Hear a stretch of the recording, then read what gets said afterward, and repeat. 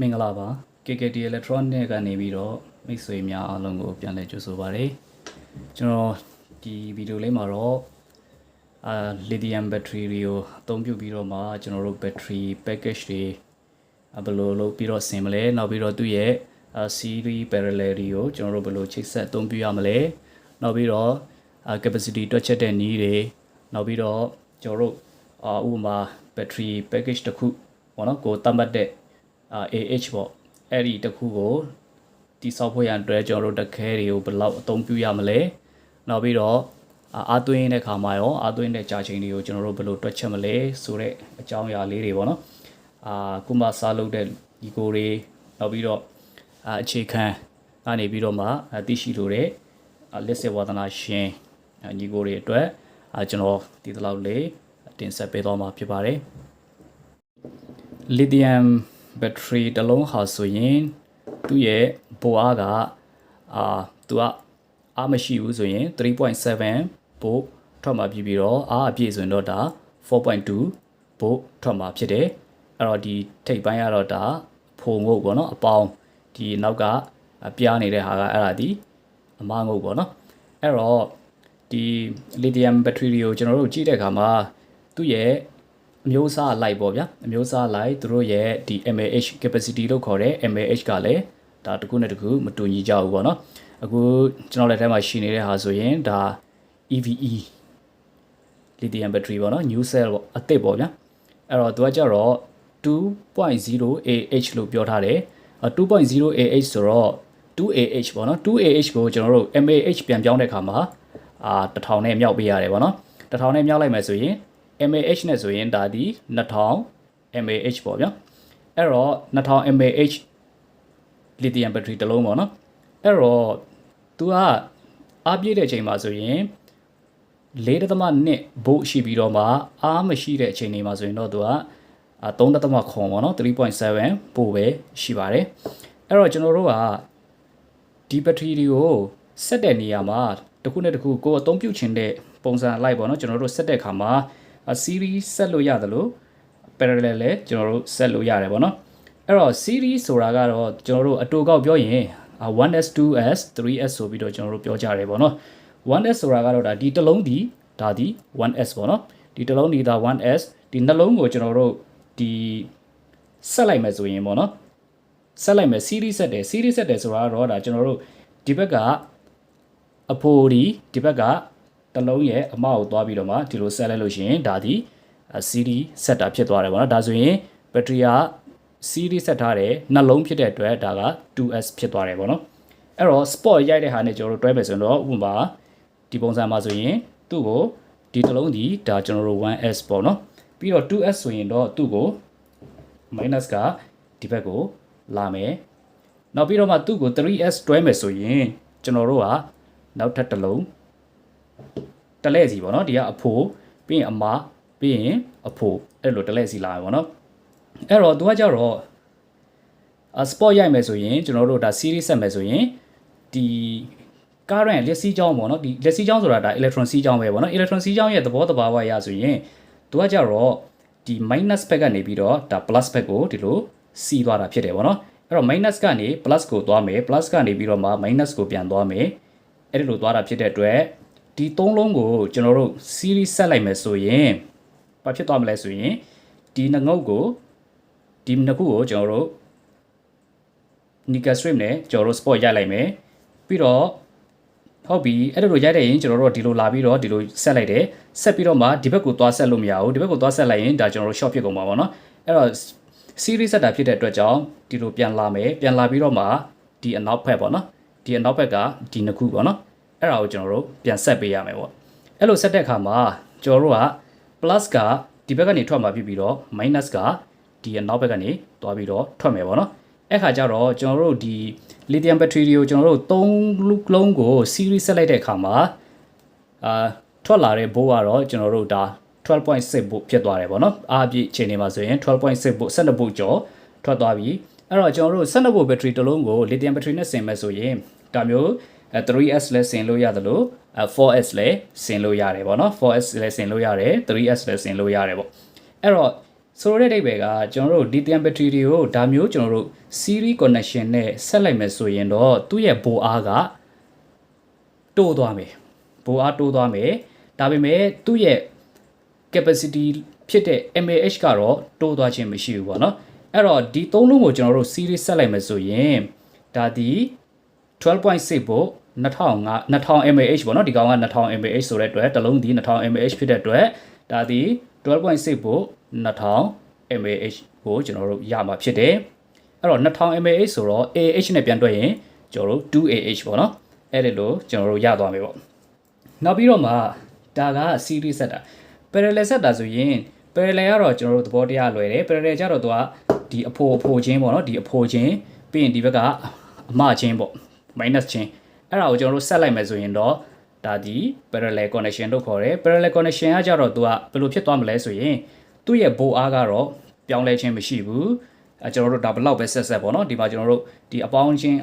ပေါ့နော်အဲ့ဒီလိုဆက်ပြီးတော့အများကြီးပေါ့နော်ကိုလိုချင်တဲ့တိုင်းတာကိုလိုချင်တဲ့ဒီ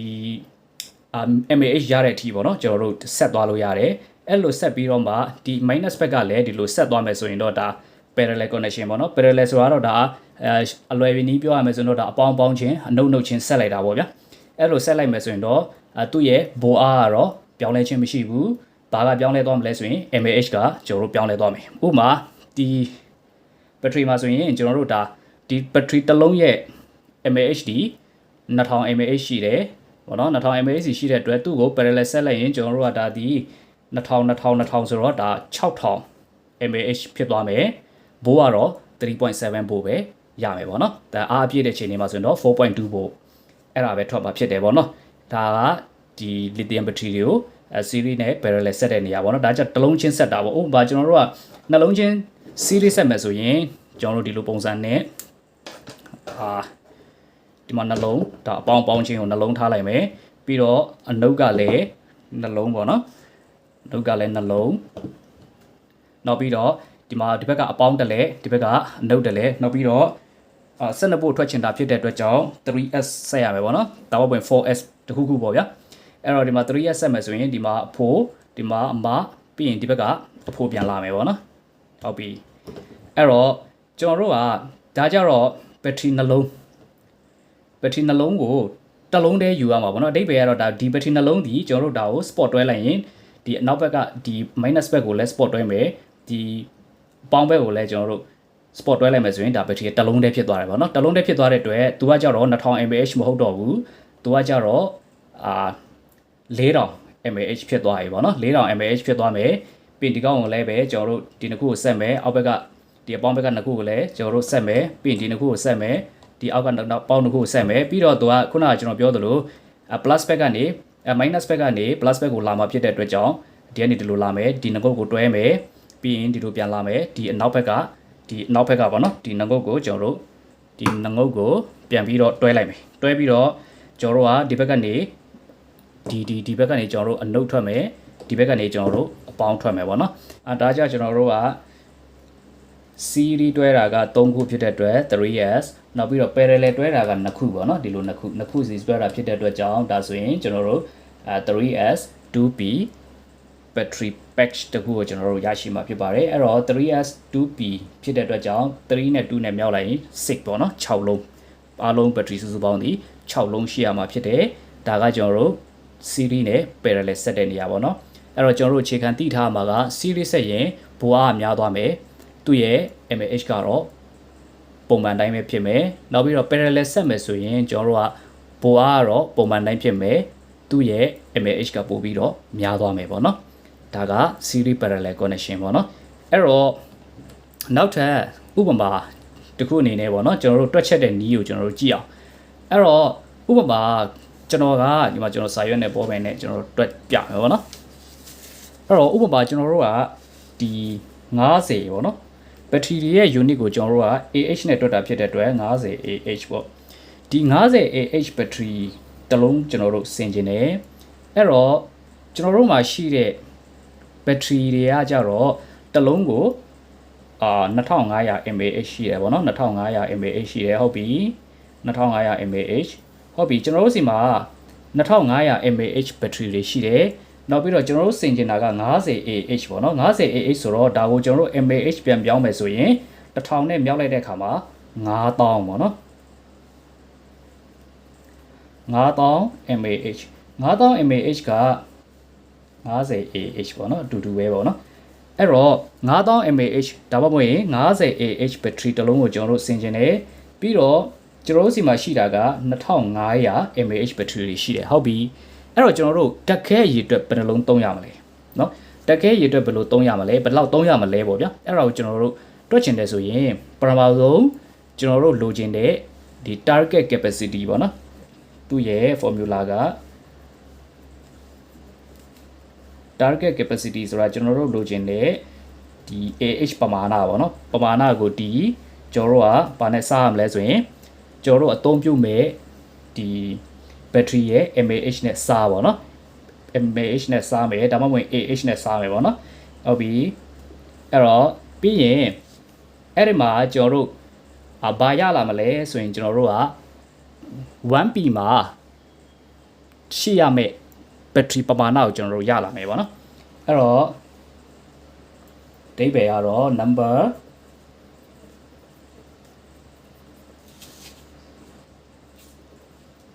ဟုတ်ပြီကျွန်တော်တို့ parallel 1 parallel မှာကျွန်တော်တို့ဒီဒါ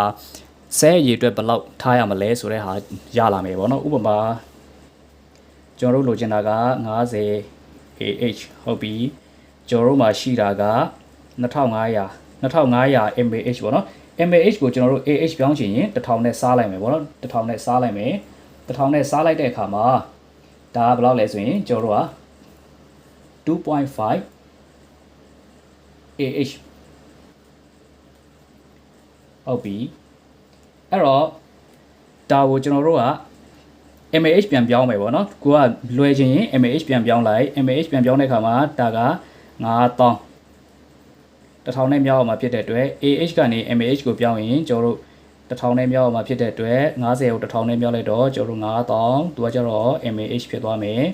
နောက်ပြီးကျတော့သူ့ကိုကျွန်တော်တို့က1000နဲ့မြောက်တဲ့အခါမှာ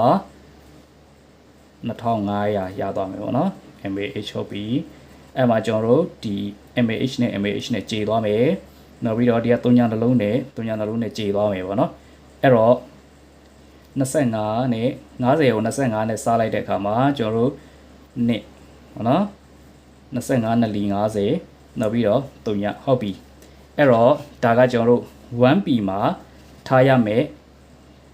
parallel တစ်ခုပေါ့နော်ဒီဒါမျိုးဒီ parallel တစ်ခု parallel set တဲ့အခါမှာကျွန်တော်တို့တက်ခဲပေါင်းအလုံး20 1p မှာတက်ခဲပေါင်းအလုံး20ရှိရမယ်နောက်ပြီးတော့အဲ့ဒါကိုကျွန်တော်တို့ကဘာထပ်လုပ်ရမလဲဆိုရင်ဘယ်နှပုတ်လိုချင်တာလဲပေါ့နော်ဘယ်နှပုတ်လိုချင်တာလဲဥပမာကျွန်တော်တို့က 50ah 12ပုတ်ပေါ့12ပုတ် 50ah ကိုလိုချင်တာဖြစ်တဲ့အတွက်12ပုတ်လိုချင်တာဖြစ်တဲ့အတွက်12ပုတ်ဆိုရင်ဒါကျွန်တော်တို့က 3s ဆက်ရမယ်ပေါ့နော် 3s ဆက်ရမှာဖြစ်တဲ့အတွက်ကြောင့် 3s ဆက်မှသာလျှင်12ပုတ်ထွက်မှာဖြစ်တဲ့အတွက်ကြောင့်ဒီ20နဲ့3နဲ့ကိုကျွန်တော်တို့မြောက်လိုက်မယ် 3s ပေါ့နော်မြောက်လိုက်တဲ့အခါမှာကျွန်တော်တို့ဘယ်လောက်ရလဲဆိုတော့60ရလာတယ်20နဲ့30နဲ့မြောက်လိုက်ရင်ကျွန်တော်တို့60ရမယ်ပေါ့နော်ဒီ60ဟာဘာလဲဆိုရင်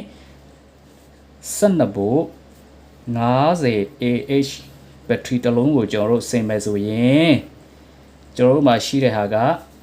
2500 mAh ဟုတ်ပြီ2500 mAh ဘက်ထရီကိုအသုံးပြုပြီးတော့မှ12ဖို့ 50ah ပမာဏရှိတဲ့ဘက်ထရီတစ်လုံးကိုကျွန်တော်တို့ဆင်မယ်ဆိုရင်သုံးရမယ့်ဘက်ထရီဒီအလုံး60ပေါ့နော်အလုံး60ကိုကျွန်တော်တို့ဒါအသုံးပြုရမယ်လို့ဆိုလိုတာဖြစ်ပါတယ်အဲ့တော့ကျွန်တော်တို့ကဒါကဘာလဲဆိုရင်ဘက်ထရီဘယ်နှလုံးသုံးပြုရမလဲဆိုတာတွက်ချက်တဲ့နည်းပေါ့နော်အဲ့တော့ပထမဆုံးကျွန်တော်တို့ကကိုလိုချင်တဲ့ဒီမှာ target capacity ပေါ့နော်ကိုလိုချင်တဲ့ဒီ mAh ပမာဏဥပမာကိုကဘယ်လောက် mAh လိုချင်တာလဲအဲ့ဒါကိုတီးပြီးတော့မှကိုရဲ့ဘက်ထရီကိုအသုံးပြုမဲ့ဘက်ထရီရဲ့ mAh နဲ့စားလိုက်ရင်ဒီလိုစားလိုက်ရင်ကျွန်တော်တို့ကဘာရလာမလဲဆိုတော့ဒီမှာဘာရလာမလဲဆိုရင် 1p မှာထားရမယ် parallel ပေါ့နော် p ဆိုတာ parallel ကိုပြောတာဖြစ်တယ် 1p မှာကျွန်တော်တို့အသုံးပြုရမယ်ဘက်ထရီပမာဏအလုံး20ဟုတ်ပြီအလုံး20ကိုနောက်ထပ်ကျွန်တော်တို့က12ပုတ်ထွက်မှာဖြစ်တဲ့အတွက် 3s ဆင်ရမယ် 12ဖို့လိုချင်တာကိုအဲ့တော့3ရဲ့ဆင်ရမှာဖြစ်တဲ့အတွက်ကြောင့်3နဲ့ပြန်မြောက်လိုက်တဲ့အခါမှာ60ဒါဒီကျွန်တော်တို့အသုံးပြုရမယ်ဘက်ထရီလုံးရည်ကိုကျွန်တော်တို့ရရှိမှာဖြစ်တယ်ပေါ့နော်အဲ့တော့ဒါကဘက်ထရီဘယ်နှလုံးဆိုတာကျွန်တော်တို့တွက်တဲ့ဟာနောက်ပြီးတော့ကျွန်တော်တို့ကဒီ12ဖို့ 50Ah ဘက်ထရီကို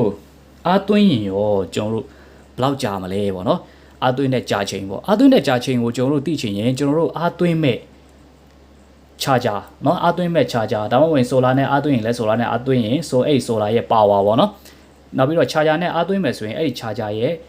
power ကိုကျွန်တော်တို့သိရှိဖို့လိုတယ်အဲ့တော့ဥပမာ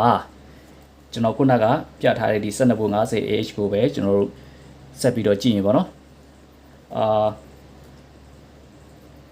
အားသွင်းချိန်အားသွင်းရန်ကြာချိန်ပေါ့เนาะ charge time ကိုလိုချင်ရင်ကျွန်တော်တို့က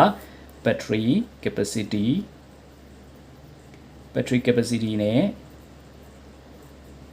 ဘာလဲဆိုရင်ကိုသွင်းလိုက်တဲ့ adapter ရဲ့ဘာလဲဆိုရင် ampere charge current ပေါ့နော်လို့စားလိုက်မယ်ဥပမာဒီမှာဆိုရင် battery ရဲ့ capacity ကဘယ်လောက်ရှိလဲဆိုရင်ဒီမှာဆိုရင်ကျွန်တော်တို့က50တောင်းဝင်9000ပေါ့နော်mAh နဲ့တွက်မယ်ဆိုရင်9000 mAh ရှိတယ်နောက်ပြီးတော့ကျွန်တော်တို့ကဒါကိုကျွန်တော်တို့10 ampere နဲ့သွင်းမယ်ပေါ့10 ampere နဲ့သွင်းမယ်ဆိုရင်ကျွန်တော်တို့က10 ampere ကိုကျွန်တော်တို့ကမီလီပြန်ပြောင်းတဲ့ခါကျတော့ဘယ်လောက်လဲဆိုရင်1000နဲ့မြောက်မှာဖြစ်တဲ့အတွက်1000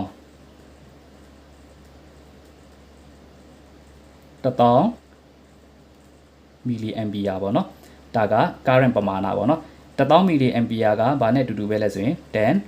အမ်ပီယာနဲ့အတူတူပဲပေါ့နော်10အမ်ပီယာနဲ့အတူတူပါပဲအဲ့တော့ကျွန်တော်တို့ကဒီမီလီအမ်ပီယာနဲ့ဒီမီလီအမ်ပီယာနဲ့ခြေသွားမယ်နောက်ပြီးတော့1000 5လီပေါ့နော်5လီဆိုရင်ကျွန်တော်ဒါ9000ပေါ့အဲ့ဒါခါကျတော့ 5h ကျန်မယ်ပေါ့နော် h ဆိုတာက hour နာရီကိုပြောတာဖြစ်တယ်အဲ့တော့ကျွန်တော်တို့ကဒီ50အဖြေရပါတော့ဒီအဖြေကကြည့်တဲ့အခါမှာ50ဒါမှမဟုတ်ရင် mAh နဲ့ပြောရင်9000 mAh ပမာဏရှိတဲ့ဘက်ထရီတစ်လုံးကိုကျွန်တော်တို့က10 ampere ပေါ့နော် 3s ဆိုရင်ကျွန်တော်တို့ကဘို့ဒီ 12.6 ရှိရမယ်ပေါ့နော်12.6 ဘို့10 ampere ပေါ့နော်ဟုတ်ပြီဒါ charger ပေါ့အဲ့တော့ဒီ9000 mAh ပမာဏရှိတဲ့ဘက်ထရီကိုကျွန်တော်တို့က12.6 volt 10 ampere charger နဲ့ကျွန်တော်တို့သွင်းမယ်ဆိုရင်ကြာချိန်က5 hour 9နာရီကြာမှာဖြစ်ပါတယ်ဒါကဘာလဲဆိုရင်အားသွင်းရန်ကြာချိန်ပေါ့နော် charge time ဆိုတာဒါအားသွင်းရန်ကြာချိန်ကိုဆိုလိုတာဖြစ်တယ်အဲ့တော့ဒီသင်ခန်းစာမှာဆိုရင်တော့ဒါကျွန်တော်တို့ဒီဗီဒီယိုကလည်းတော်တော်ရှည်သွားပြီဖြစ်တဲ့အတွက်ကျွန်တော်တို့ဒီ lithium battery တွေကိုပေါ့နော် lithium battery တွေကိုကျွန်တော်တို့ series parallel ဆက်တဲ့နီးတဲ့ကျွန်တော်တို့ဒီတွက်ချက်တဲ့နီးလန်းတွေပေါ့နော် mAh တွေနောက် capacity တွေနောက်ပြီးတော့သူ့ရဲ့အားသွင်းဖို့ကြာချိန်တွက်တဲ့နီးလန်းလေးတွေကိုဝေမျှပေးခဲ့တာဖြစ်ပါတယ်အဲ့တော့အားလုံးလည်းနားလည်သဘောပေါက်လည်မယ်လို့ယုံကြည်ပါတယ်အဲ့တော့ဒီအဓိကတော့ကျွန်တော်တို့ဒါမျိုး battery တွေကိုကျွန်တော်တို့ဒီဘက်ထရီတစ်လုံးအနေနဲ့ကျွန်တော်တို့ဆင်တော့မယ်ဆိုရင်တော့အဓိကကျွန်တော်တို့ကသူ့ရဲ့ mAh ကတော့ညီဖို့လိုပါတယ်ဒီတစ်လုံးကကြတော့2000 mAh လောက်ရှိပြီးတော့ဒီတစ်လုံးကကြတော့2500 mAh လောက်ရှိတယ်ဗောနော်အဲ့လိုမရဘူးဗောနော်အနည်းဆုံးသူကကွာအလွန်ကွာလာပါပြီဟဲ့ဆိုရင်ကျွန်တော်တို့က50 100ဗောနော်50 100အဲ့ဒီထက်ပိုပြီးတော့မကွာသင့်ပါဘူးအဲ့ဒီထက်ပိုပြီးတော့ကွာသွားမယ်ဆိုရင်ကျွန်တော်တို့ mAh နည်းတဲ့ဘက်ထရီကကျွန်တော်တို့ဒါအရင်ဆုံးပျက်စီးသွားမယ်ဗောနော်အဲ့ဒီလိုဖြစ်သွားမှာဖြစ်တဲ့အတွက်ကြောင့်ကျွန်တော်တို့ဒီဘက်ထရီတွေကိုဆင်တဲ့နေရာမှာအတက်နိုင်ဆုံး mAh တွေကိုတော့ညီတဲ့ mAh တွေကိုအသုံးပြုပြီးတော့မှကျွန်တော်တို့ဘက်ထရီကိုဆင်ရင်ဒါအကောင်းဆုံး result ကိုထွက်မှာဖြစ်ပါတယ်အဲ့တော့ကြည့်ရှုပေးတဲ့လူတွေအားလုံးပေါ်မှာကျေးဇူးတင်ပါတယ်